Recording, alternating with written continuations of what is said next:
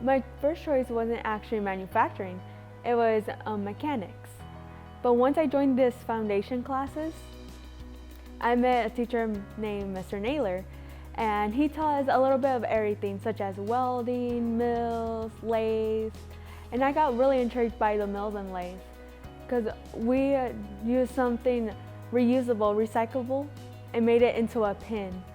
And just the small little processes can make something bigger. Within our blocks classes, they get a lot of hands-on experience with some of the skills in the different areas. And then those students who go on and do an internship have that opportunity to see that real-world experience and see how those skills apply in a workplace, what that work culture is like. And I think that that exposure to the actual work culture is incredibly beneficial. It allows them to see what the expectations are, because knowing the theory and the individual steps is one part, but seeing how it applies in the real world and what that balance of a real day looks like is just nothing that we can replicate in a classroom. Thanks to with manufacturing and our partners, our business partners, I got a chance to have an apprenticeship and see how a manufacturing plant works out and how the everyday life will be for my career. We started 2 last year, 1 on each side of the business, and this year we are looking at anywhere from 4 to 6 students, mostly on the weld side this year, and we're also then expanding to an adult program partnering with Central Community College to keep the kids here locally. Well, we have students that are working out at the Case New Holland plant and are really gaining value in what they can do in their future, as well as understanding how those classroom experiences apply.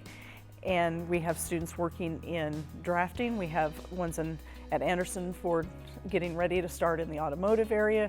We have a student who's going out to Kearney Equipment and working on the heavy equipment. There's a wide variety.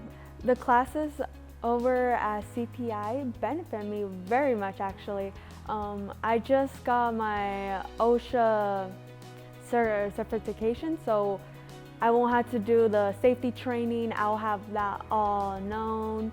You know, our local community business community has really been speaking up as to what they need in future employees and helping us form the experiences that will lead them to have a viable workforce in the future.